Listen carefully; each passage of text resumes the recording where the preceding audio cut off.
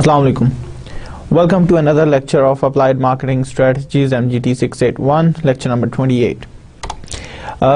अभी हम लोग उसी part 3 and 4 को further discuss कर रहे हैं, and today what we are going to discuss is managing retail, wholesale and logistics. Distribution strategies का ही हिस्सा है ये, लेकिन we will specifically look into how retailing works और होलसेलिंग में क्या क्या चीज़ें हैं और उनके क्या डायनामिक्स हैं और लॉजिस्टिक्स किस चीज़ का नाम है. Going to the lecture agenda में हमारे पास कौन से ऐसे सवालात हैं जिनके हम जवाब तलाश करें. Today we are going to look at what are the major types of marketing intermediates occupying this sector, यानी कि मार्केटिंग इंटरमीडिएट्स कौन सी हैं जो रिटेलिंग, होलसेलिंग और लॉजिस्टिक्स में इन्वॉल्व हैं. Then what marketing decisions do these marketing intermediaries make. इन मार्केटिंग इंटरमीडिएटरीज में किस किस्म की डिसीजन मेकिंग होती है. What are the major trends with marketing intermediaries, किन डायरेक्शंस में ये लोग काम करते हैं, मेजर ट्रेंड्स क्या हैं, इंडस्ट्री ट्रेंड्स क्या हैं, इन इंटरमीडिएट्स के अंदर किस किस्म के ट्रेंड्स जो हैं वो नए डेवलप हो रहे हैं. What does the future holds for private label brands. हम ये देखेंगे कि प्राइवेट लेबल ब्रांड क्या होते हैं, ये दूसरे ब्रांड से किस तरह डिफरेंट है और इनका फ्यूचर में क्या स्कोप है. इस सवाल का जवाब भी आज हम तलाश करने की कोशिश करेंगे. Now going to the lecture proper, सबसे पहले हम डिफाइन करते हैं कि रिटेलिंग क्या है. Retailing includes all activities in selling goods और services directly to the final consumer for personal and non business use. Retailer और retail store is any business enterprise whose sales volumes comes primarily from retailing. Retailing की जब हम बात करते हैं तो retailing वो तमाम एक्टिविटीज़ हैं जो फाइनल कंज्यूमर को प्रोडक्ट बेचने के लिए की जाए. यानी कि फाइनल कंज्यूमर को अगर आप प्रोडक्ट बेच रहे हैं then you are a retailer. It doesn't matter कि आप होलसेलर हैं, आप मैन्युफैक्चरर हैं, आप स्टोर ओनर हैं, as long as you are selling it to the final consumer जो अपने पर्सनल यूज़ के लिए, रीसेलिंग के लिए नहीं बल्कि अपने पर्सनल यूज़ के लिए आपसे प्रोडक्ट खरीद रहे, then you are doing retailing. Now what are the major types of retailing. Speciality store, departmental store, super market, convenience store, discount store, off price retailers, super store and catalogue showroom. अच्छा, इनमें difference क्या है. सबसे पहले तो ये हम लोगों को समझना चाहिए.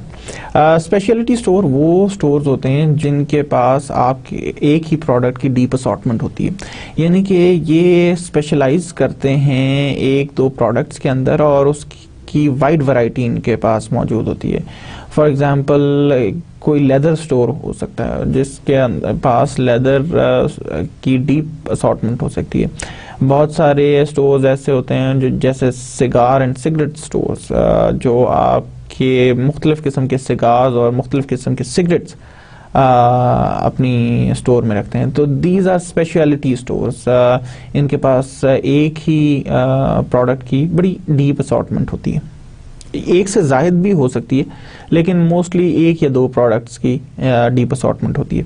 देन डिपार्टमेंटल स्टोर्स वो हैं जिसमें डिफरेंट डिपार्टमेंट्स हैं और वो आपको प्रोवाइड करते हैं from household to food, यानी कि उनके स्टोर के अंदर हाउस होल्ड की भी चीज़ें आपको मिल जाती हैं.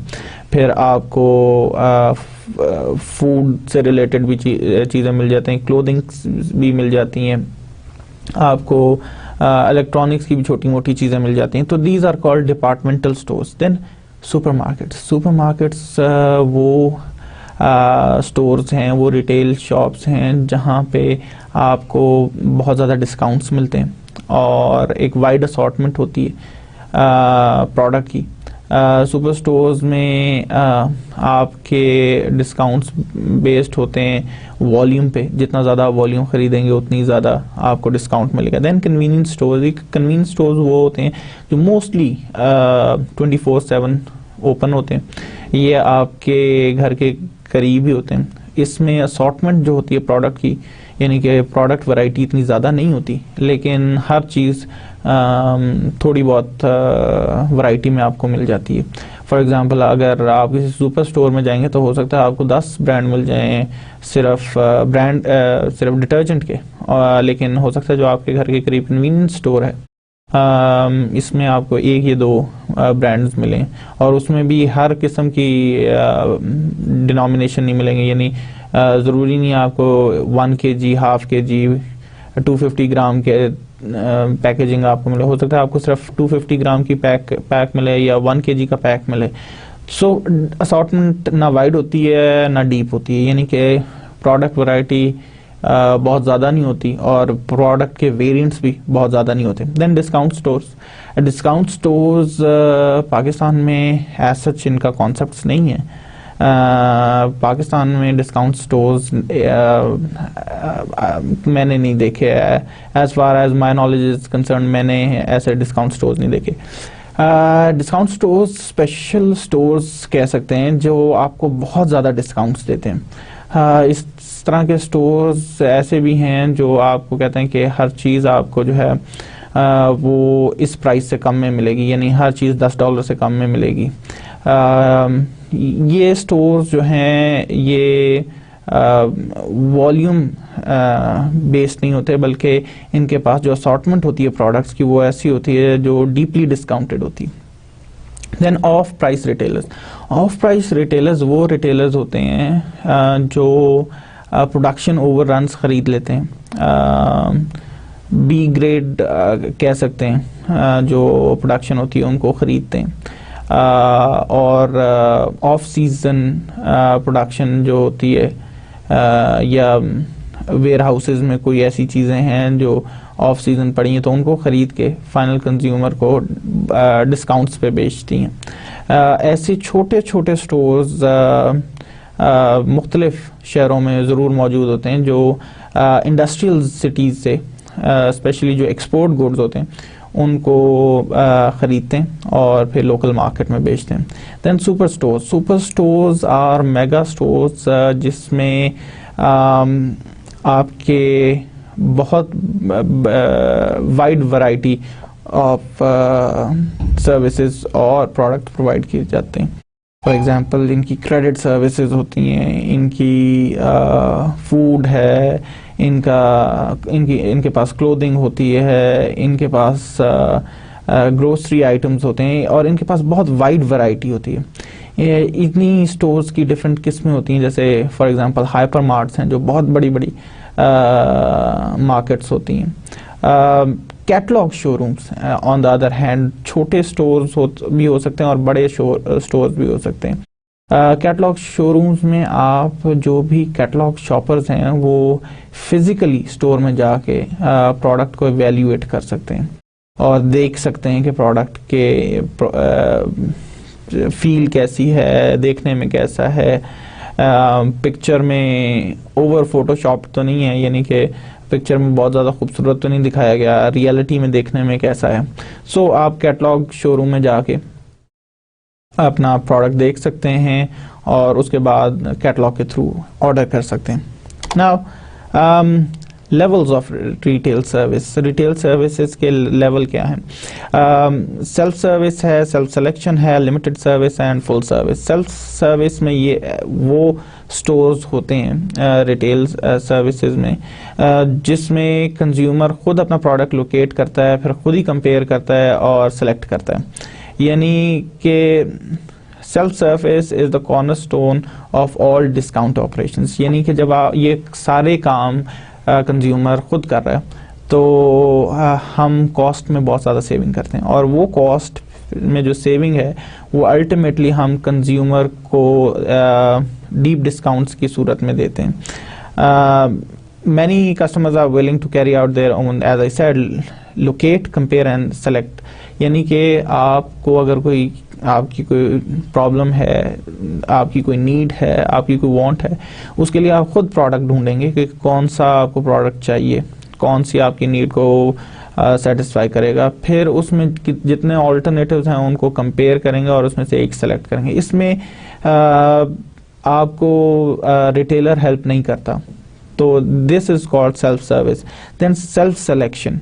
Self selection means that customer finds their own goods although they can ask for assistance, यानी कि कंज्यूमर ये खुद काम करता है, ये लोकेट, कंपेयर एंड सेलेक्ट, लेकिन उसको वो किसी भी वक्त रिटेलर की असिस्टेंस मांग सकता है कि मुझे आप थोड़ा सा हेल्प कीजिए, बताइए कि इसमें से कौन सा प्रोडक्ट बेहतर है। Then limited service means these retailers carry more shopping goods and service such as credit and merchandise returns privileges, यानी कि इधर आपको ना सिर्फ थोड़ी बहुत हेल्प मिल जाती है, बल्कि आपको प्रोडक्ट रिटर्न्स और क्रेडिट की प्रिविलेजेस भी मिलती हैं। यानी कि ये वो सर्विसेज हैं जो आई एम नॉट श्योर कि पाकिस्तान में प्रोडक्ट रिटर्न्स की कोई पॉलिसी है, लेकिन वेस्टर्न यूरोप में और नॉर्थ अमेरिका में they have a very liberal policy. अगर आप कोई प्रोडक्ट खरीदते हैं, आपको पसंद नहीं आता या for some reason you want to return, तो आप वापस ले जाइए अपना प्रोडक्ट और उनको बताइए कि ये आई डोंट लाइक दिस और I don't want to have it. they can return it after asking few questions.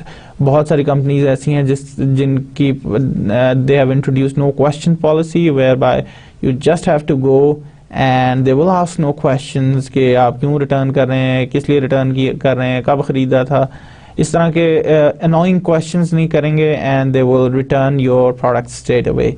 So merchandise return की फैसिलिटीज़ होती हैं और क्रेडिट की फैसिलिटीज़, यानी कि आप क्रेडिट पे भी परचेज कर सकते हैं। Then full service.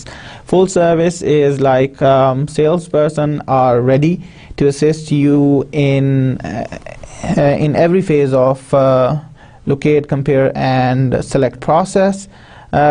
Consumer who like to be waited on prefer this type of stores. ये ऐसे स्टोर्स हैं जिसमें पूरी तरह से कंज्यूमर जो है को हेल्प की जाती है, उनको उनकी नीड के मुताबिक प्रोडक्ट बताया जाता है कि ये प्रोडक्ट आपकी नीड को सेटिस्फाई कर सकते हैं, ये ऑल्टरनेटिव्स हैं, इसमें इनको अगर हम कंपेयर करें तो इसमें ये खूबी है, इसमें ये खूबी है, इसमें ये खूबी है, and then they help and facilitate in the final selection. ये काम जो है ये ड्यूरेबल गुड्स की सूरत में ज़्यादा हमें प्रोमिनेंट नज़र आता है। यानी कि अगर आप किसी डीलर के पास जाते हैं गाड़ी ख़रीदने, तो सबसे पहले पूछेगा सर आपकी फैमिली में कितने लोग हैं, आप गाड़ी किस किस पर्पज़ के लिए इस्तेमाल करना चाहते हैं। फिर then he will tell you कि मेरे पास ये गाड़ियाँ अवेलेबल हैं। देन उसमें से हर गाड़ी की क्या what are the good and bad points in each car, fuel economy कैसी है, सिटिंग कैपेसिटी कैसी है, कंफर्ट कैसी है, अगर बच्चे हैं तो चाइल्ड लॉक है या नहीं है, ABS है या नहीं है, and they can go and on for, describing the product, and then they will help you selecting the final product. So this is kind of a full service retail store. Then we want to look into non-store retailing, यानी कि हम ऐसे कौन से काम हैं जिनको consider करेंगे non-store retailing, यानी कि ये हैं तो रिटेलिंग लेकिन स्टोर बेस्ड नहीं है। हमने अभी जो देखी थी रिटेलिंग सर्विसेज वो स्टोर बेस्ड। अब हम देख रहे हैं कि नॉन सर्विस स्टोर रिटेलिंग क्या होता है, कौन कौन सी चीज़ों को हम कंसिडर कर सकते हैं। Direct selling, also called multi-level selling, network marketing, is $1 billion industry with hundreds of companies selling door-to-door or at-home sale parties. ये concept जो है ये पाकिस्तान में तो इतना prevalent नहीं है, लेकिन USA में especially people invite salesperson, especially ख़वातीन, जैसे टुपरवेयर है वो अपने सेल्स रिप्रेजेंटेटिव को ख़वातीन की kitty parties and small parties में भेजते हैं एंड दे शो कि हमारा प्रोडक्ट क्या है, हमारा प्रोडक्ट आपके किचन में कैसे हेल्प कर सकता है, हमारे पास किस किस्म के यूटेंसिल्स हैं, और इस तरह दे एक्सप्लेन और वहाँ पे सेल्स क्लोज करते हैं। डोर टू डोर सेलिंग में ये लोग घर घर जाते हैं और they ring the bell, you open the door and they will throw their sales pitch at you. This is called direct selling, which is again not very common in Pakistan. Reason being, Pakistan में we don't like people to come at our home unannounced and at the same time selling things at our doorstep. कुछ अरसा पहले तक देहात में concept था जहाँ ready लेके गलियों में घूमा करते थे लोग, लेकिन अब that is also extinct. Then direct marketing has its roots in direct mail catalog marketing. It includes telemarketing, television, direct response marketing, electronic shopping. Direct marketing में हम कोशिश करते हैं कि अपना marketing message फाइनल कंज्यूमर तक पहुंचाएं और उसको रिटेल स्टोर में आने के बजाय they can order through telephone. आप टेलीफोन पे टेलीमार्केटिंग करते हैं, उनको कॉल करते हैं, they place their orders and then you send it to them. Then television direct response marketing, जैसे आजकल आप लोगों ने बहुत सारी इंफॉर्मेशंस देखे होंगे जहाँ पे वो कह रहे होते हैं कि आप इन नंबरों पे कॉल कीजिए और आपको अभी जो है इतने % डिस्काउंट दे दिया जाएगा, and they come up with products which are supposedly the best products available. Then electronic shopping जैसे कि ईबे है, अमेज़ॉन है, इस तरह की ऑनलाइन शॉपिंग जहाँ पे आप ऑनलाइन जाते हैं और अपनी चीज़ें परचेज़ करते हैं। इसमें एक और जो पाकिस्तान में ये फिनोमेना अब डेवलप होना शुरू हुआ है, one of these website which is called OLX। Please do visit OLX। आप OLX पे जाके देखें कि कैसे पाकिस्तान में eBay या Amazon की स्टाइल में बिजनेस किया जा रहा है और people are actually posting what they own on OLX and trying to get good deals. Now moving forward, automatic vending का कॉन्सेप्ट भी पाकिस्तान में इतना प्रेवलेंट नहीं है। मैंने कुछ जगहों पे वेंडिंग मशीन्स देखी हैं, but it's not that every nook and corner has one. It's a kind of merchandising जिसमें आप बजाय के एक स्टोर में आप कहें कि कोई जाए और वहाँ से परचेज़ करे आपका प्रोडक्ट, आप वेंडिंग मशीन लगा देते हैं जिसमें यू पुट द मनी और उसके बाद वो प्रोडक्ट जो है वो आपके ड्रॉप होता है नीचे and you pick it up from there. उसमें एक बिन होता है, जैसे बॉटल्स की वेंडिंग मशीन होती हैं, जैसे चॉकलेट्स की वेंडिंग मशीन होती हैं। दीज आर ऑटोमेटेड मशीन जिसमें आप पैसे डालते हैं और आपको प्रोडक्ट मिल जाता है। Then buying service is a storeless retailer service serving a specific clientele. ये बाइंग सर्विस जो है this is a kind of a storeless service to for specific clientele जो किसी भी बड़ी ऑर्गेनाइजेशन के एम्प्लॉयज़ होते हैं उनके लिए होती है, जिसमें आप अगर एक स्पेसिफिक कंपनी के एम्प्लॉय हैं तो उनके कुछ एग्रीमेंट्स होते हैं डिफरेंट कंपनी से, तो आप उनसे डिस्काउंट्स पे चीज़ें ख़रीद सकते हैं। फॉर एग्ज़ाम्पल अगर आप मार्क्स एंड स्पेंसर्स के एम्प्लॉय हैं तो you will gate number of discounts from Argos, from Apple and different other companies. तो इसी तरह पाकिस्तान में अगर आप किसी स्पेसिफिक कंपनी के एम्प्लॉय हैं तो they have some kind of partnership with other companies जहाँ पे अगर आप उनका प्रोडक्ट ख़रीदेंगे तो you will get a discount. Then what we want to look into is major types of corporate retail organization. Corporate retail जो organisation है उसकी मुख्तलिफ किस्में हैं जिनको हम डिस्कस करना चाहते हैं. That one is corporate chain stores, then voluntary chain stores, then retail cooperatives, then consumer cooperative, then franchise organization, and then merchandising conglomerate. Let us discuss one by one कि इनमें डिफरेंस क्या है. Corporate chain stores. Corporate chain stores वो stores होते हैं जो कोई भी कॉरपोरेशन खुद ओन करती है. Reason being they want to have control over market. They don't want to rely on wholesalers and retailers.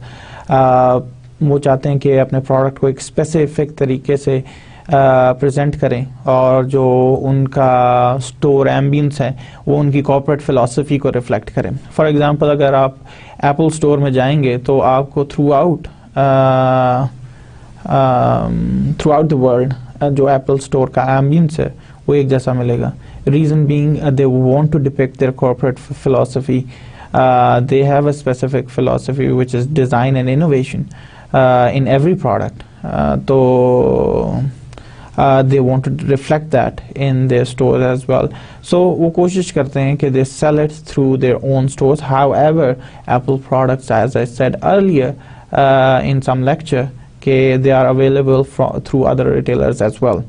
Then voluntary chains. Voluntary chains are wholesale sponsored chains, और इसमें voluntary basis पे they group up और then they try to sell the product. Then retail cooperatives. Retail cooperatives में बहुत सारे retailers मिलके एक wholesale selling organization बनाते हैं जिसमें वो लोग bulk में चीज़ें purchase करते हैं for the sake of achieving economies of scale. Then consumer cooperatives वो रिटेल ऑर्गेनाइजेशन है जो कंज्यूमर मिल के बनाते हैं and then they choose and elect के कौन उसको मैनेज करेगा और क्या क्या प्रोडक्ट असॉर्टमेंट होगी. देन फ्रेंचाइजिंग ऑर्गेनाइजेशंस में यू हैव अ फ्रेंचाइज और आपका एक फ्रेंचाइजी होता है, आप फ्रेंचाइजर होते हैं. Then you give the license to use your product name, product identity, brand and processes जो आप एक रॉयल्टी और कुछ परसेंटेज ऑफ सेल्स की बेसिस पे एक फ्रेंचाइजी को दे देते हैं. देन मर्चेंडाइजिंग कंग्लोमरेट्स वो हैं जो जिनका बड़ा डाइवर्सिफाइड पोर्टफोलियो होता है और इस डाइवर्सिफाइड पोर्टफोलियो में वो मर्चेंडाइज बहुत सारी डिफरेंट चीज़ें होती हैं, बहुत सारे डिफरेंट प्रोडक्ट की मर्चेंडाइजिंग कर रहे होते हैं.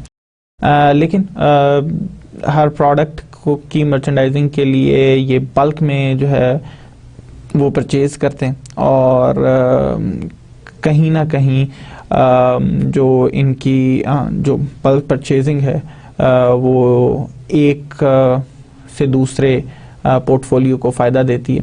यानी कि एक ही अंडर वन ओनरशिप आपके पास डिफरेंट पोर्टफोलियो हैं, डिफरेंट बिजनेसेस हैं जो मर्चेंडाइजिंग कर रहे हैं और उसके लिए आपको डिफरेंट चीज़ें ख़रीदनी होती हैं. तो कुछ चीज़ें होती हैं वो ओवरलैप कर रही होती हैं, जैसे आपका डिस्काउंट स्टोर भी वही चीज़ें बेच रहा है और आपका स्पेशलिटी स्टोर भी हो सकता है वो चीज़ें बेच रहा हो. तो अंडर वन सिंगल ओनरशिप ये बल्क में परचेज करती हैं ताकि ये इकोनॉमीज ऑफ स्केल अचीव कर सकें. Now we want to look further into franchising system कि फ्रेंचाइजिंग सिस्टम आखिर है क्या.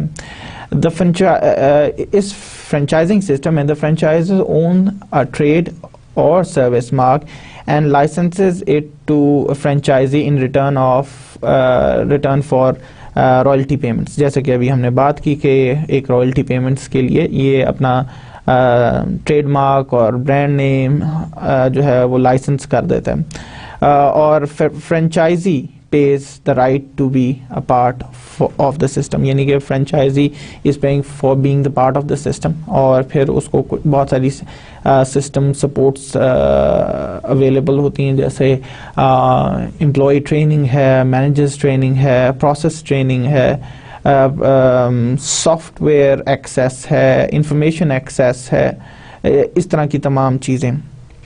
Then franchiser provide its franchisee with system of doing business. ये जो तमाम चीज़ें मैंने बात की, this is the system of doing business. Now we want to look at the changes in the retail environment. Retail environment में क्या changes आ रहे हैं? The new retail forms and combinations. हम ये देख रहे हैं कि retail में बहुत सारी न्यू फॉर्म्स और कॉम्बिनेशंस डेवलप हो रहे हैं। जैसे आप एक ही साथ डायरेक्ट मार्केटिंग भी कर रहे हैं और आपकी स्टोर्स भी हैं, आप इंटरनेट पे भी बेच रहे हैं एंड ऑन स्टोर भी बेच रहे हैं, इंटरनेट पे बेच रहे हैं, स्टोर में रिटर्न्स ले रहे हैं। सो रिटेल में बहुत सारे आप कॉम्बिनेशंस को मिला के रिटेल कर रहे हैं। Then competition between store based and non store based retailing, यानी कि हम देख रहे हैं कि there has been a competition as well in store based retailing and non store based retailing. बहुत सारी companies हैं, they are struggling because they only have presence in the real world, they don't have any presence in cyber world. इस वजह से they are suffering a lot. हम ये देख रहे हैं कि जो non store based retailing है, that is growing over the period of time. लेकिन कोशिश companies की ये है कि they use a combination of both. Then growth in giant retailers. हम ये देख रहे हैं कि बड़े बड़े retailers जो हैं उनकी उनमें इजाफा हो रहा है। ऐसी कंपनीज सामने आ रही हैं जो रिटेलिंग ही कर रही हैं, जैसे फॉर एग्जांपल वॉलमार्ट है, एस्टा है, टेस्को है। ये तमाम कंपनीज हैं जो they are big companies. For example, Walmart is one of the top company in Fortune 500. तो इस तरह की कंपनीज सिर्फ रिटेलिंग करें तो बहुत सारे जाइंट कंपनीज सामने आ रही हैं रिटेलिंग में। तो रिटेलिंग इन्वायरमेंट हाईली कंपेटिटिव और सोफिस्टिकेटेड होता जा रहा है। Then decline of middle market retailers. हम देख रहे हैं कि हमारे इंक्लूडिंग पाकिस्तान और डेवलपिंग कंट्रीज एक्सेप्ट इंडिया, वहाँ पे जो रिटेलिंग है वो उसकी दो क्लासेस डेवलप हो गई। एक जो बहुत ही बॉटम को केटर कर रही है और एक जो हाई एंड को केटर कर रही है। इसकी वजह जो है वो ये है कि हमारी जो इनकम गैप है वो बढ़ता जा रहा है और जो मिडिल क्लास है वो आहिस्ता आहिस्ता एक्सटिंक्ट होती जा रही है। However, contrary to what is happening around the world, India एक वाहिद मुल्क है, और भी इससे कुछ मिलते जुलते ममालिक हैं, लेकिन स्पेसिफिकली साउथ एशिया में इंडिया वो वाहिद मुल्क है जिसमें मिडिल क्लास ग्रो कर रही है। और वहाँ पे ये फिनोमेना देखने में नहीं आ रहा कि जहाँ पे सिर्फ मिडिल मार्केट एक्सटिंक्ट हो रही हो। Then what we see now is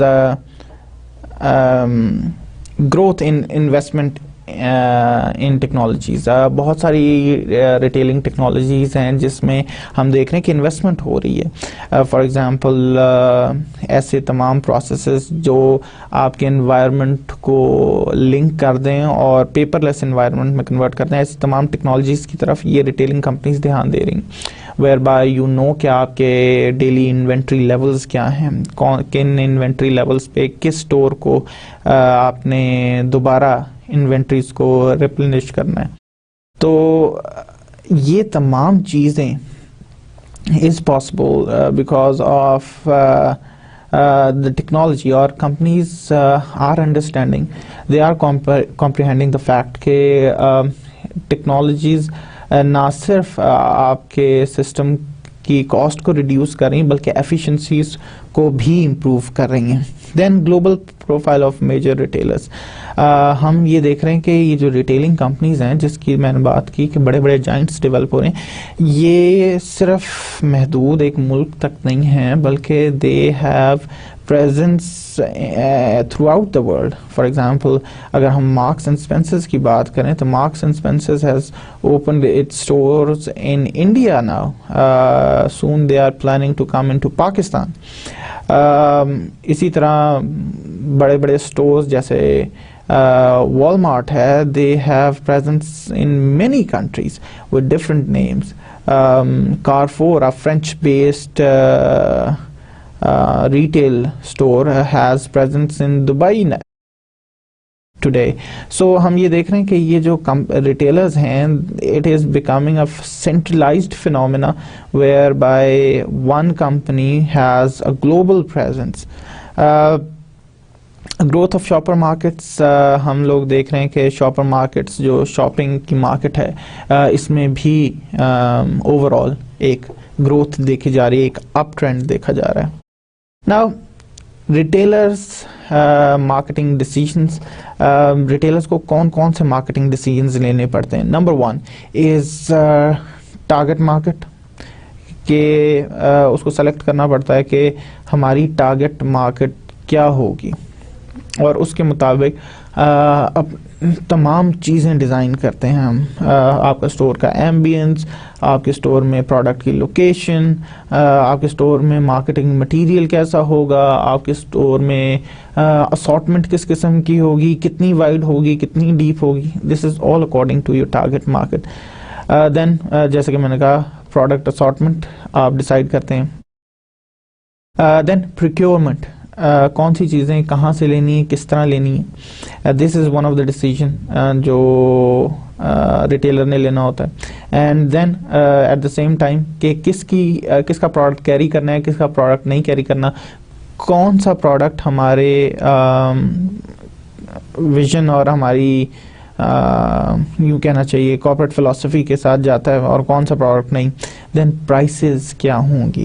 this is one of the very tricky decisions. यहाँ पे आपको डिसाइड करना है कि आपने किस प्राइस पे अपना प्रोडक्ट बेचना है. देन सर्विसेज, किस किस्म की सर्विसेज आप प्रोवाइड करना चाहते हैं अपने फाइनल कंज्यूमर को. स्टोर एटमॉस्फेयर, जब आप रिटेलिंग डिसीजंस की बात करें तो बड़ा इंपॉर्टेंट होता है. स्टोर एम्बियंस जो है आपके जो सेल्स है उस पर बहुत इफेक्ट करता है. फॉर एग्जांपल, अगर आप नेशनल जियोग्राफिक्स के स्टोर पे जाएंगे तो आपको नज़र आएगा कि जो स्टोर का एम्बियंस है, it is aligned with the overall feel of the brand.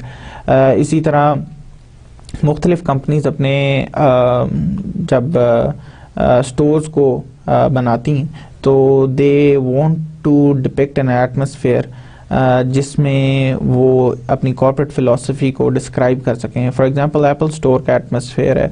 Do look at some of the pictures of Apple store on internet and it will give you an idea कि क्या किस चीज़ की मैं बात करूँ. For example, you will find a signature glass staircase, यानी कि शीशे की सीढ़ियाँ आपको एप्पल स्टोर में ज़रूर नज़र आएंगी. अगर कहीं पे 2 लेवल्स हैं स्टोर के तो वहाँ पे स्टेयर केस हमेशा ग्लास का होगा. This is something which shows superior design and innovation. तो आप अपने एटमॉस्फेयर में वो डिपिक्ट करने की कोशिश करते हैं. बहुत सारी कंपनीज ऐसी हैं जो इस हद तक स्टोर एम्बियंस को और स्टोर एटमॉस्फेयर को कंट्रोल करती हैं कि उनके स्टोर में से खुशबू किस तरह की आ रही है. They also control that. For example, बहुत सारे स्टोर्स हैं जो कोशिश करते हैं कि पाइन की स्मेल हॉलीडे सीज़न यानी क्रिसमस सीज़न में उनके स्टोर से आए, क्योंकि वेस्टर्न यूरोप में बल्कि यूरोप में क्रिश्चियन वर्ल्ड में क्रिसमस ट्री की बड़ी इंपॉर्टेंस है और Christmas tree is usually pine tree. तो जब अपने घर में क्रिसमस ट्री लगाते हैं तो पाइन की स्मेल उनके घर से आती है. So to copy that effect into the retail store, वो पाइन की स्मेल जो है वो कोशिश करते हैं कि उनके स्टोर से आए ताकि it will facilitate the holiday season का जो आपके अंदर एक थ्रिल होती है उसको स्टिमुलेट करे, और हॉलीडे सीज़न का जो जिस तरह आप सोच रहे होते हैं कि उसकी जो सारी आप यूँ कह रहे हैं फेस्टिविटी है उसको ज़्यादा सपोर्ट करने के लिए फ्रेगनेंस तक को कंट्रोल करते हैं। देन स्टोर एक्सपीरियंस के ओवरऑल स्टोर का एक्सपीरियंस कैसा है, आप स्टोर में जाते हैं आपको क्या नज़र आता है, विजुअली कितना स्टिमुलेटिंग है, लोग आपसे बात कैसे करते हैं, आपको ग्रीट कैसे करते हैं, ये तमाम चीज़ें भी इम्पोर्टेंट हैं। And then communications and location, यानी कि जो भी इन स्टोर मटेरियल है, जो मार्केटिंग मटेरियल है, जो साइन पोस्टिंग है, प्लस आपके स्टोर की लोकेशन क्या है, that is a decision that you have to make कि आपने कहाँ पे अपना स्टोर लोकेट करवाना है। Then retail service mix, retail service mix में हम pre purchase, post purchase and ancillary services को देखना चाहते हैं। Pre-purchase services include accepting telephone and mail orders, advertising, window and interior display, fitting rooms, shopping hours, fashion shows and ट्रेड-इन्स।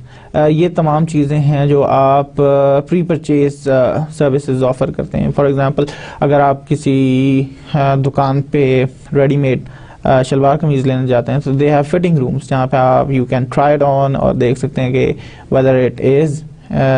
whether it fits you well or not. So this is kind of a pre-purchase service. Then post-purchase service. Post-purchase services में they include shipping and delivery, gift wrapping, adjustment and returns, alterations, tailoring, installations and engravings. ये वो चीज़ें जो आप services offer करते हैं after the purchase, यानी कि आप उसको शिप एंड डिलीवर करते हैं। प्रोडक्ट में कोई ऑल्टरेशन या टेलरिंग करनी है, यानी कि उसको कंज्यूमर के स्पेसिफिकेशन के मुताबिक करना है, थोड़ी सी कस्टमाइजेशन करनी है। देन गिफ्ट रैपिंग, अगर आपने किसी को गिफ्ट भेजना है, फॉर एग्जांपल गिफ्ट रैपिंग के अलावा आप इंग्रेविंग भी करवाते हैं। फॉर एग्जांपल, अगर आप आईपैड ख़रीदते हैं एप्पल स्टोर से तो उसके पीछे आप फ्री इंग्रेविंग करा सकते हैं, उस पर कुछ भी लिखवा सकते हैं। So this is kind of a post-purchase service. Then ancillary services includes journal information, check cashing, parking, restaurants, repairs, interior decorating, credits, restrooms, baby attending service. ये तमाम चीज़ें हैं जो सपोर्ट सर्विसेज आप कह सकते हैं। यानी कि फॉर एग्जांपल आप कहीं पे शॉपिंग करने जा रहे हैं बड़े स्टोर में, तो उसमें बेबी केयर सेंटर्स होते हैं। आप अपने छोटे बच्चे को आप उधर छोड़ दें, they will take care of the baby while the mother can shop around. इसी तरह रेस्ट रूम्स, बहुत सारी बड़े स्टोर्स में रेस्ट रूम्स होते हैं जहाँ पे आप जाके जिनको आप यूज़ कर सकते हैं। Then you have repairs and restaurants. बहुत सारे बड़े बड़े स्टोर्स में छोटे छोटे स्टैंड्स और रेस्टोरेंट्स होते हैं ताकि if you get hungry while shopping आप इन स्टोर रेस्टोरेंट से कुछ ख़रीद के खा सकें। Then now I just wanted to discuss store atmosphere and experience. उसके लिए मैंने सिर्फ एक तस्वीर आपको दिखाई है। This is REI store, जहाँ पे आप देख रहे हैं कि there is a very elaborate atmosphere जो आपके स्टोर की philosophy और ambience को डिपेक्ट करता है। Instead of explaining everything, I thought picture says 1,000 words.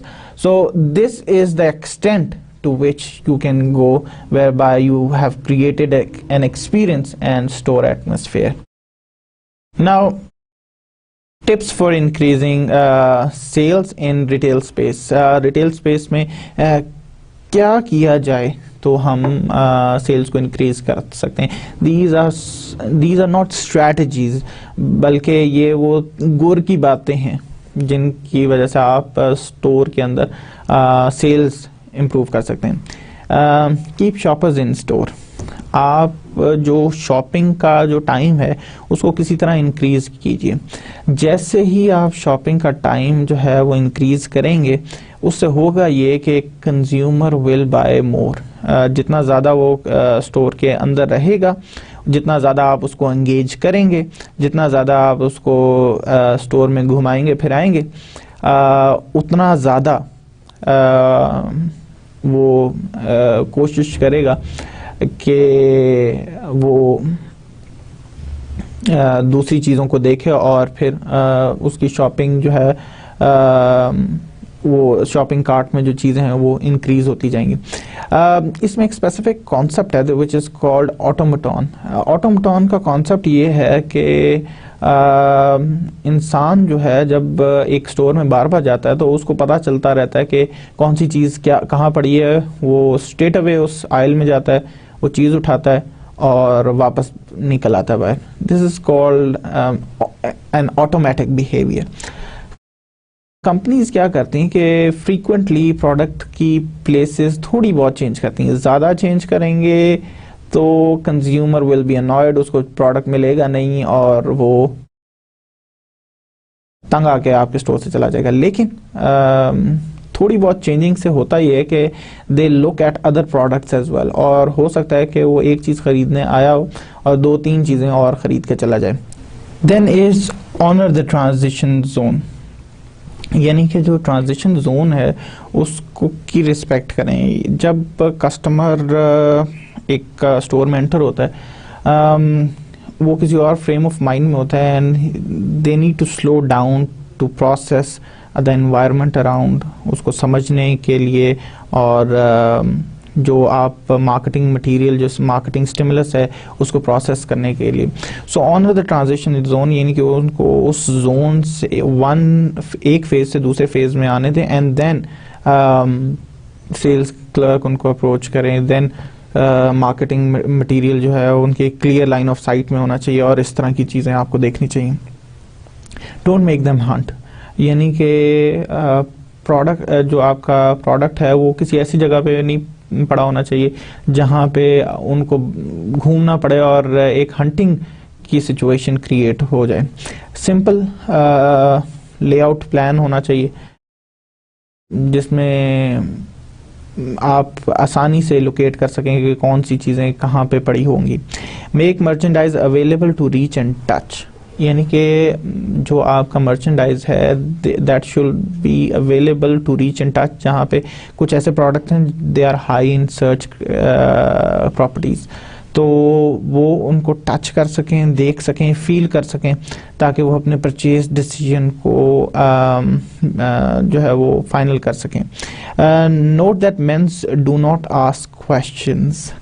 This is a very good tip कि जब ख़वातीन शॉपिंग कर रही हैं, they will ask lots of questions, they will approach sales people और उनसे पूछेंगे ये क्या है, किस तरह है। लेकिन men are inherently a bit quieter shoppers, और वो अगर उनको कोई चीज़ नहीं समझ आ रही, नहीं पता चल रही, they will leave it anyway. तो ऐसे ही सिचुएशन में जो सेल्स के लोग हैं जो स्टोर में they are walking around and seeing what is happening in the store, they should approach these people और उनसे पूछना चाहिए कि sir can I help you, और can I offer you something better than this. यानी कि आपको उनको अप्रोच करना चाहिए। As man inherently don't tend to ask questions. Remember, women need space. Women will ask you question, but they need space as well. यानी कि जब वो एक चीज़ कोई ख़रीदने जाएंगे they will look at lots of alternatives. For example, आप अगर ख़वातीन अगर कोई कपड़ा लेने जाती हैं तो वो बहुत सारे कपड़े खुलवा के देखेंगे और उनको टच करेंगी, फील करेंगी, and they will get a feel of what it would look like when it's converted into a dress. तो ऐसी सूरत में give these ladies a little bits of space जहाँ पे लेट देम डिसाइड, और once they want you to approach and help them तब आप जाएं। ओवरली अगर आप ये उनको हेल्प करने की कोशिश करेंगे तो may be you will regret this decision, क्योंकि हो सकता है वो गुस्से में आके चीज़ खरीदे ना।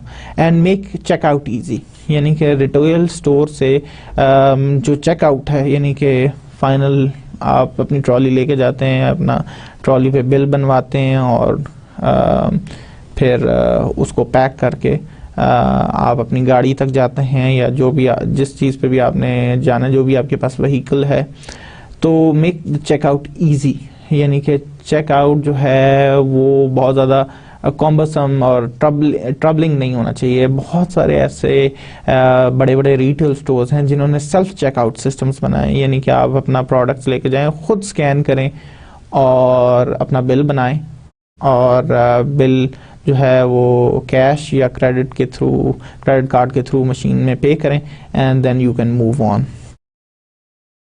Now, the question that is faced by many retailers is location decision, कि हमारी लोकेशन क्या होनी चाहिए। There are number of alternatives जहाँ पे आप अपना स्टोर लोकेट कर सकते हैं depending on your product. Central business district are the oldest and most heavily trafficked city areas often known as downtown. ये वो जगह हैं जो किसी भी सिटी का सदर होते हैं, सदर मकाम होते हैं, और इस पे बहुत ज़्यादा लोग इकट्ठे होते हैं, बहुत ज़्यादा लोग इसकी तरफ ट्रैवल करते हैं, तो this is called central business district. Then regional shopping centres are large suburban malls containing 200 to 40 stores, typically featuring 1 or 2 nationally known anchor stores, यानी कि ये वो जगह होती हैं जहाँ पे 20 30 40 से लेकर 200 तक की दुकानें होती हैं, और इसमें कुछ बड़े स्टोर्स भी होते हैं। पाकिस्तान में मॉल्स का कॉन्सेप्ट अभी डेवलप हो रहा है। कराची में आपको मॉल्स मिल जाएंगे, लाहौर में मिल जाएंगे, यानी मेट्रोपॉलिटन्स में आपको मॉल्स मिलेंगे जहाँ पे इस तरह 40-50 दुकानें एक मॉल में आपको मिल जाएंगी। इन मॉल्स में आपकी मोस्टली छोटे छोटे ब्रांड्स होते हैं और 1-2 बड़े ब्रांड्स भी होते हैं, लेकिन ये किसी सेंट्रल लोकेशन पे लोकेटेड नहीं होते, ये सबर्बन एरियाज़ में होते हैं। पाकिस्तान में सबर्बन एरियाज़ में मॉल्स का कॉन्सेप्ट नहीं है। मॉल्स हमेशा सदर, जो भी शहर का सदर मकाम होता है, वहीं पे एग्जिस्ट करते हैं। हाउएवर इस तरह के मॉल्स बाहर के मुल्कों में सबर्बन एरियाज़ में भी एग्जिस्ट करते हैं। Community shopping centres are small malls with 1 anchor store and 20 to 40 smaller stores. ये भी कम्युनिटी शॉपिंग सेंटर्स छोटे छोटे शॉपिंग सेंटर्स होते हैं जो एक कम्युनिटी में एग्जिस्ट करते हैं, और इसमें थोड़ी सी दुकानें होती हैं, एक आध कोई नेशनली नोन ब्रांड होता है। ये भी इस तरह का भी कॉन्सेप्ट पाकिस्तान में मॉल्स का इस तरह नहीं एग्जिस्ट करता। Then shopping strips are clustered stores, usually in a long building, serving a neighborhood needs for grocery, hardware, laundry, shoes, repair and dry cleaning. इसको आप यूँ समझ लीजिए कि ऐसी एक ये बिल्कुल इक्विवेलेंट है हाई स्ट्रीट के, या एक ऐसी गली जिसमें आपकी दुकानें होती हैं। It is somewhat similar to that. Then location within a larger store may be used by certain well-known retailers like Starbucks to locate new smaller units as concession space with larger stores or operations. ये जो stores होते हैं इनको concession counters कहते हैं, या concession stores भी कह सकते हैं, concession space भी कह सकते हैं। यहाँ पे छोटे, ये जो बड़ी बड़ी कंपनीज होते हैं, इनके छोटे छोटे स्टोर्स होते हैं, जैसे KFC का एक स्मॉल स्टोर आपको नज़र आ जाएगा, मैकडॉनल्ड्स का एक स्मॉल स्टोर नज़र आ जाएगा, और ये यूजुअली एग्जिस्ट करते हैं बड़ी यूनिवर्सिटीज़ में, स्कूल्स में, एयरपोर्ट्स पे। पाकिस्तान में शायद स्कूल्स में ये कॉन्सेप्ट ना हो, पाकिस्तान में शायद यूनिवर्सिटीज़ में भी ये कॉन्सेप्ट ना हो कि इस तरह के बड़े बड़े स्टोर्स जो हैं अपने कन्वीनियंस काउंटर जो हैं या कंसेशन काउंटर्स जो हैं वो ऐसी लोकेशंस पे खोलें। लेकिन बाहर यहाँ से जैसे UK में, USA में यूनिवर्सिटीज़ के अंदर बड़े बड़े ब्रांड्स जो हैं वो अपने स्टोर्स खोलते हैं, जैसे स्टारबक्स है, कोस्टा है, इनके कॉफ़ी शॉप्स जो हैं they exist in the universities. Now we want to discuss private labels. Private labels are ubiquitous, यानी कि ये हर जगह एग्जिस्ट करते हैं। प्राइवेट लेबल्स वो लेबल्स हैं जो रिटेलर्स हैं वो अपनी ब्रांड जो निकाल देते हैं, इनको प्राइवेट लेबल्स कहते हैं। यानी कि एक नेशनल ब्रांड होता है, वो हर स्टोर में आपको मिल जाएगा, लेकिन जो प्राइवेट लेबल है वो उस स्पेसिफिक स्टोर में ही मिलेगा आपको। फॉर एग्जांपल हम इस तरह देख सकते हैं, अगर हम लाहौर में एक बेकरी चेन है जिसका नाम है गोरमे। शुरू में गोरमे पे आपको नेशनल ब्रांड जैसे कोको कोला है या पेप्सी है वो भी मिलती थी। Then they launch their own brand which was a private label, जिसका नाम गोरमे कोला था। Now Gourmet cola is available world across Pakistan, और क्योंकि ये अक्रॉस पाकिस्तान अवेलेबल है और अब इसको गोरमे के अलावा दूसरी शॉप्स भी रखती हैं, तो इसलिए it has become kind of a national brand. लेकिन अगर हम देखना चाहें distinction between a national brand and private label, तो वो ये है कि नेशनल ब्रांड आपको बहुत सारे रिटेलर्स पे मिल जाएगा, लेकिन जो प्राइवेट लेबल है वो जैसे गोरमे की जो कोला है वो अगर गोरमे पे ही मिल रही है, then it becomes a private label. Consumer accept private labels, consumer में प्राइवेट लेबल की बहुत एक्सेप्टेंस है। Gourmet is one of the examples जो प्राइवेट लेबल से अब नेशनल ब्रांड में कन्वर्ट हो रहा है। Private label buyers come from all socio economic strata. Private labels जो है वो सिर्फ लो एंड में नहीं है, बल्कि हाई एंड में भी प्राइवेट लेबल्स एग्जिस्ट करते हैं। फॉर एग्जांपल अगर आप मार्क्स एंड स्पेंसर्स की बात करें तो you can find a private label Marks and Spencer coat for $500 या £500। 500 पाउंड्स पाकिस्तानी रुपए में 70,000 के इक्विवेलेंट बन जाते हैं, यानी 70,000 का कोट भी अवेलेबल है as private label. Then private labels are not a recessionary phenomena. Private label जो है it's not a recessionary phenomena कि जब रिसेशन आता है तो प्राइवेट लेबल्स क्रिएट हो जाते हैं। प्राइवेट लेबल्स में बहुत एक्सपेंसिव और बहुत सस्ते प्रोडक्ट्स दोनों एग्जिस्ट करते हैं। Consumer loyalty shifts from manufacture to retailers. हमने ये देखा है कि कंज्यूमर की जो लॉयल्टीज़ हैं वो मैन्युफैक्चर से रिटेलर की तरफ शिफ्ट होती जाती हैं जब आप प्राइवेट लेबल्स लॉन्च करते हैं। Now we want to see the wholesaling function कि होल सेलिंग क्या क्या फंक्शंस परफॉर्म करता है। One is selling and promoting, यानी कि आपके लिए सेलिंग भी करता है और आपके प्रोडक्ट को प्रमोट भी करता है। बाइंग असॉर्टमेंट बिल्डिंग, यानी कि ये आपके लिए चीज़ें ख़रीदता भी है और असॉर्टमेंट बिल्डिंग भी करता है, यानी कि प्रोडक्ट में कितनी वैरायटी अवेलेबल होनी चाहिए।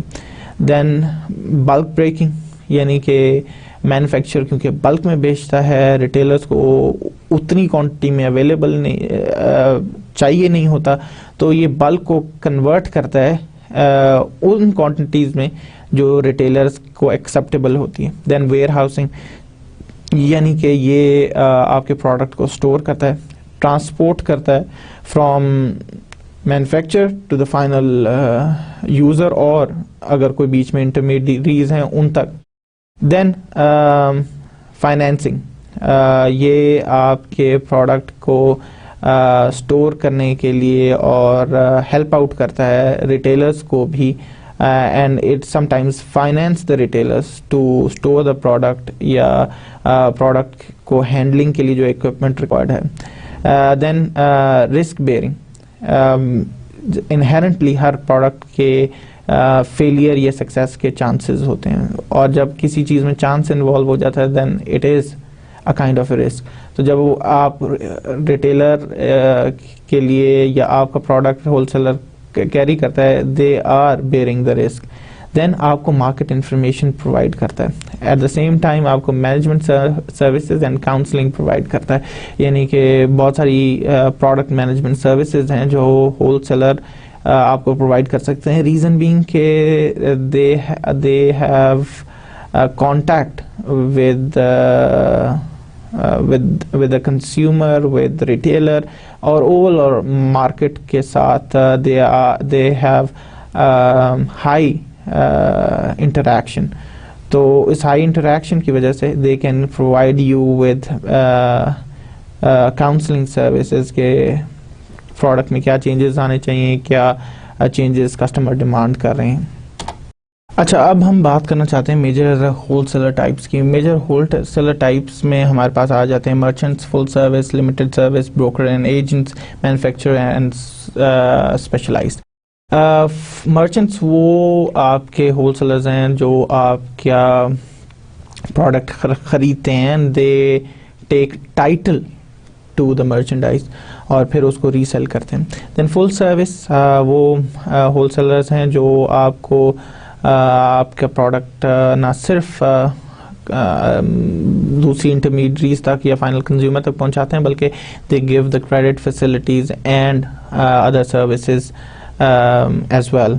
देन लिमिटेड सर्विसेज में वो हैं जो कुछ सर्विसेज प्रोवाइड करते हैं, for example installation and maintenance की सर्विसेज या इस तरह की services, but they don't give the full spectrum of service, जिसमें आपकी क्रेडिट फैसिलिटीज़ भी हैं, रिपेयर एंड मेंटेनेंस भी है, जिसमें आपकी मैनेजमेंट कंसल्टेशंस भी है, जिसमें आपकी एम्प्लॉय ट्रेनिंग भी है, यानी कि फुल रेंज ऑफ सर्विसेज नहीं बल्कि कुछ इसमें से लिमिटेड सर्विसेज देते हैं। Then brokers and agents are those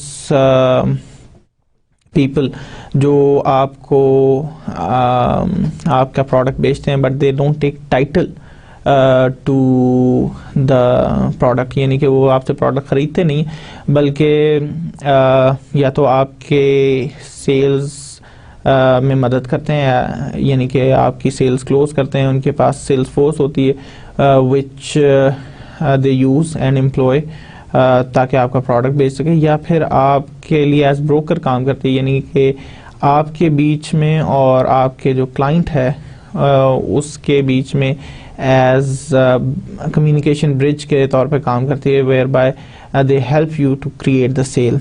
then manufacturers, wholesalers जो हैं वो मैन्युफैक्चरर्स भी हो सकते हैं, इनके मैन्युफैक्चर भी होलसेलिंग खुद कर सकता है।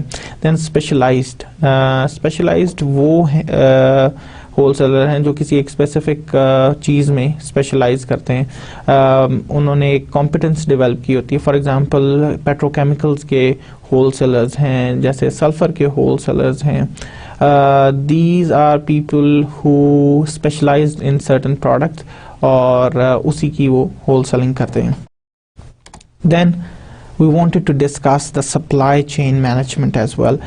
Supply chain management starts before physical distribution and means strategically procuring the right inputs, which are raw materials, component and capital equipment, जिसको हमने बड़ी डिटेल में देखा है कि ये क्या चीज़ें होती हैं, रॉ मटेरियल की कितनी किस्में होती हैं, कंपोनेंट्स की कितनी किस्में होती हैं, कैपिटल इक्विपमेंट कौन कौन से होते हैं, and converting them efficiently into finish products and dispatching them to the final destination, यानी कि इसको फाइनल प्रोडक्ट में कन्वर्ट करना, यानी कि supply chain starts from sourcing the raw materials to converting it to the final product and then delivering the final product to the final consumer. ये तमाम चीज़ें सप्लाई चेन में इंक्लूडेड हैं। अच्छा, सप्लाई चेन की जब हम बात करते हैं तो हमें मार्केट लॉजिस्टिक प्लानिंग की भी बात करनी चाहिए। मार्केट लॉजिस्टिक प्लानिंग से मुराद हमारी ये है कि मार्केट में फाइनल प्रोडक्ट कैसे पहुंचाना है to the final consumer.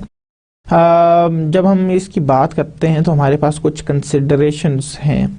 Deciding on the company's value proposition to its customer, यानी कि हमारी क्या वैल्यू प्रपोजिशन है फॉर द फाइनल कंज्यूमर। और जब हम अपने लॉजिस्टिक्स की बात करें तो हमें उसको जहन में रखना चाहिए। फॉर एग्जांपल, हम कहते हैं कि हम आपके लिए आपको प्रोडक्ट इंस्टेंटली प्रोवाइड कर सकते हैं, we have an instant solution to your problems, then it means कि हमें ओवरनाइट भी डिलीवरी करनी पड़ सकती है। यानी कि मैं आज आपको बताता हूं तो कल सुबह 10 बजे तक मुझे मेरा प्रोडक्ट चाहिए। तो अगर आपकी वैल्यू प्रपोजिशन ये है तो that should be reflected in your logistics as well.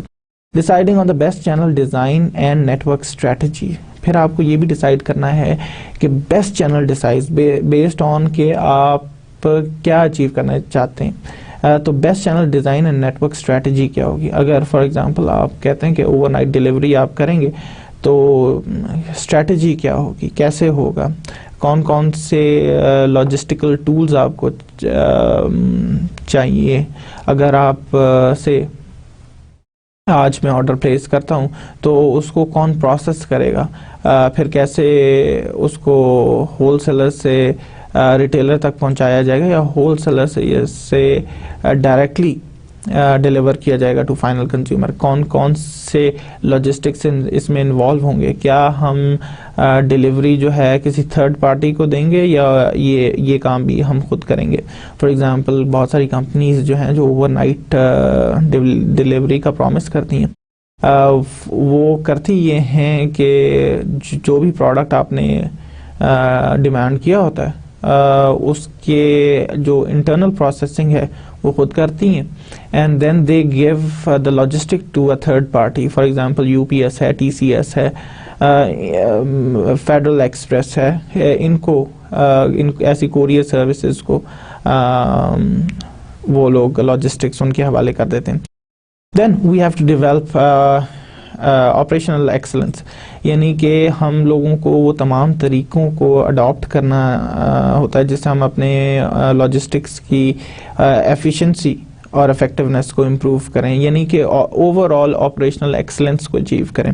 आजकल इंफॉर्मेशन कम्युनिकेशन टेक्नोलॉजीज़ की इनकलकेशन की वजह से उनको शामिल करके अपने लॉजिस्टिक्स में हम लोगों ने ऑपरेशनल एक्सलेंस अचीव की है। और ना सिर्फ इसको अचीव करना बल्कि इसको मेंटेन रखना। देन इम्प्लीमेंटिंग द सॉल्यूशंस, अगर आप समझते हैं कि आपके लॉजिस्टिक्स में कोई कमियां हैं, then you plan for how to improve or how to fix the problems, और जब once you have realized कि कैसे करना है, then you decide on कि इस solution को implement कैसे करवाना है। Then what are the integrated logistics systems? Integrated logistics systems क्या होते हैं? An integrated logistics system include material management, material flow system, physical distribution aided by information technology। जैसे मैंने अभी आपसे बात की कि ये जो इंफॉर्मेशन टेक्नोलॉजी है इसके आने की बाद हमारा जो लॉजिस्टिक सिस्टम है वो रेवोल्यूशनाइज हुआ है। इंटीग्रेटेड लॉजिस्टिक सिस्टम्स की जब हम बात करते हैं तो हम मटेरियल मैनेजमेंट से लेके material flow in the system and physical distribution हर चीज़ को देखते हैं और इसको एक इंटीग्रेटेड पर्सपेक्टिव में देखते हैं, यानी कि हर चीज़ एक दूसरे के साथ जुड़ी हुई है और हम इंफॉर्मेशन टेक्नोलॉजी के साथ हेल्प करते हैं पूरे सिस्टम को कि वो स्मूथली रन कर सके। यानी कि हम फिजिकल डिस्ट्रीब्यूशन की जब बात कर रहे हैं तो हम देखते हैं कि कौन सा प्रोडक्ट किस जगह पे कितना डिस्ट्रीब्यूट किया गया, वो इंफॉर्मेशन फ्लो करती है टू ऑपरेशंस डिपार्टमेंट जो देखता है कि मटेरियल्स का फ्लो क्या चल रहा है और ऑपरेशंस कैसे उसको कन्वर्ट कर रहा है। देन वो इंफॉर्मेशन ऑपरेशंस और मटेरियल्स की प्रोक्योरमेंट डिपार्टमेंट की तरफ जाती है और वो इस इंफॉर्मेशन से अंदाज़ा लगाने की कोशिश करता है कि हमारी फ्यूचर की मटेरियल की डिमांड्स किस तरह रहेंगी और किस से हमने कौन सा प्रोडक्ट सोर्स करना है। यानी इंफॉर्मेशन टेक्नोलॉजी से हम इंफॉर्मेशन का फ़्लो जो है हर डिपार्टमेंट की तरफ इम्प्रूव करते हैं ताकि उनको रियल टाइम में ये पता चलता रहे कि हमारी क्या ज़रूरियात हैं और इस तरह पूरे सिस्टम में जो प्रोडक्ट का फ़्लो है from basic raw materials to final product to delivering the final product final consumer वो हम इम्प्रूव कर सकें। देन मार्केट लॉजिस्टिक्स में हम लोग जो काम कर रहे होते हैं वो सेल्स फोरकास्टिंग है, डिस्ट्रीब्यूशन स्केजुलिंग है, प्रोडक्ट प्लान्स हैं, फिनिश गुड इन्वेंट्री डिसीजंस है, पैकेजिंग है।